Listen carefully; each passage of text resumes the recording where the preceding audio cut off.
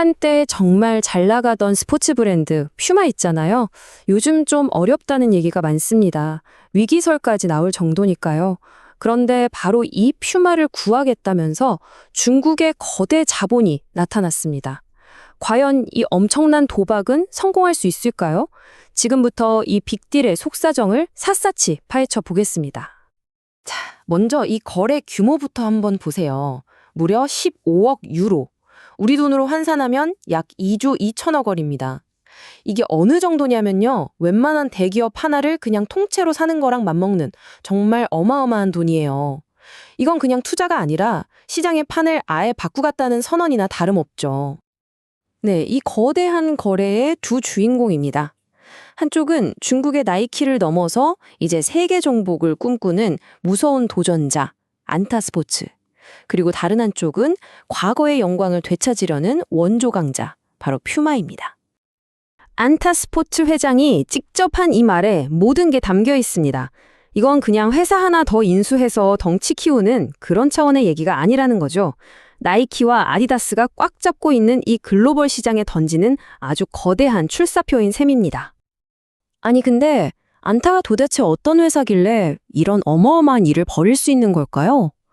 지금부터 이 이야기의 진짜 주인공, 중국 스포츠웨어의 거인, 안타 제국에 대해 제대로 한번 알아보겠습니다. 이 타임라인 한번 보세요. 와, 정말 놀랍지 않나요?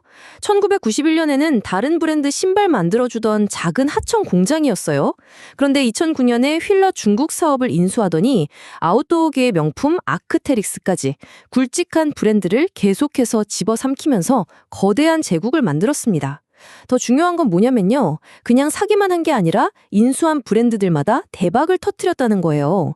바로 이 성공의 역사가 이번 퓨마 인수를 더 흥미진진하게 만드는 거죠. 바로 이게 안타의 핵심 성공 공식입니다. 단일 초점, 그러니까 스포츠웨어라는 한우물만 파고요. 멀티 브랜드, 여러 브랜드를 인수해서 시장 전체를 장악하고요. 최종 목표는 세계화. 아주 명확하고 어떻게 보면 좀 무서울 정도로 공격적인 전략이죠. 안타의 실력을 제대로 보여준 가장 대표적인 사례가 바로 이 휠라입니다. 2009년에 이제 한물 같다는 소리 듣던 휠라의 중국 사업권을 인수해서 완전히 젊고 트렌디한 브랜드로 부활시켰잖아요. 이 성공이 있었기 때문에 시장에서도 그럼 퓨마도 혹시? 하는 기대를 하게 되는 겁니다. 자, 그럼 이제 시선을 좀 돌려볼까요? 거래의 다른 한쪽, 퓨마 이야기입니다. 많고 많은 브랜드 중에 왜 하필 퓨마였을까요? 퓨마가 겪고 있던 문제를 보면 그 답이 보입니다. 이 그래프 하나가 지금 퓨마가 얼마나 힘든지를 딱 보여줍니다. 최근 3분기 매출이 작년보다 15%나 뚝 떨어졌어요. 기업한테 이 정도 매출 하락은 정말 엄청난 충격이거든요. 결국 회사 실적 전망치까지 낮출 수밖에 없었죠. 그야말로 빨간불이 제대로 켜진 겁니다.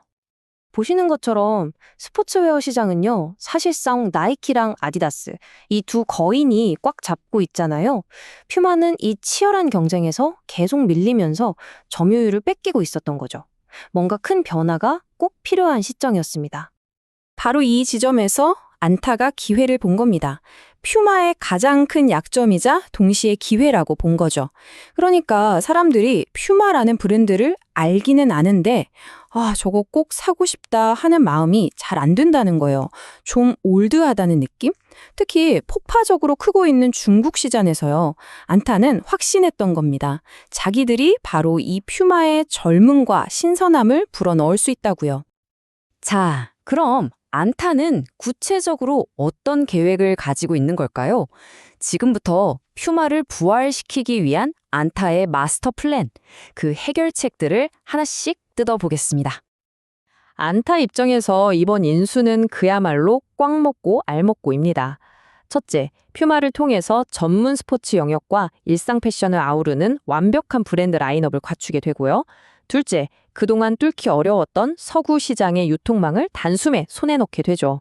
그리고 마지막으로 자신들의 가장 큰 무기인 DTC, 즉 중간 유통 없이 소비자에게 직접 판매하는 모델을 퓨마에 적용해서 수익을 확 끌어올리겠다는 계획입니다.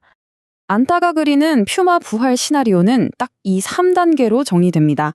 1단계, 휠라를 살려냈던 것처럼 퓨마를 다시 힙한 브랜드로 만든다. 2단계, 그렇게 해서 확보한 퓨마의 전 세계 유통망으로 판매를 확장한다. 마지막 3단계, 자신들의 생산 노하우를 활용해서 비용은 줄이고 이익은 극대화한다. 그야말로 완벽하게 짜인 각본처럼 보이죠? 근데 말이죠. 이 거대한 계획이 과연 생각대로 될까요? 시장의 평가는 기대 반, 걱정 반, 딱 이렇게 두 가지 시선으로 명확하게 나뉘고 있습니다. 시장 반응이 보시는 것처럼 극명하게 갈려요. 기대하는 쪽은 이렇게 말합니다. 야, 안타는 죽어가던 휠라도 살려낸 마이더스의 손이잖아. 이번에도 성공할 거야. 하지만 반대로 걱정하는 쪽은 고개를 젓죠. 아니, 퓨마는 휠라랑 급이 달라. 나이키, 아디다스랑 싸워서 이기는 건 무리야. 실패하면 엄청난 손실만 남을걸. 그야말로 하이리스크 하이리턴의 도박인 셈입니다. 소비자들 반응도 참 재밌습니다. 중국에서는 와, 이제 퓨마 디자인 예뻐지겠다 하면서 기대하는 반면에 다른 나라에서는 혹시 아크테릭스처럼 가격만 엄청 올리는 거 아니야? 하고 걱정하는 목소리가 나오고 있어요. 보는 시각에 따라 반응이 완전히 다른 거죠. 자, 지금까지 모든 상황을 쭉 살펴봤습니다. 결국 이 모든 기대와 우려는 단 하나의 핵심 질문으로 모아집니다. 안타의 가장 큰 성공 사례, 휠라. 과연 퓨마도 그 성공 신화를 다시 한번 써내려갈 수 있을까요? 이 질문에 대한 답이 앞으로 몇 년간 글로벌 스포츠웨어 시장의 판도를 결정하게 될 겁니다. 여러분의 생각은 어떠신가요?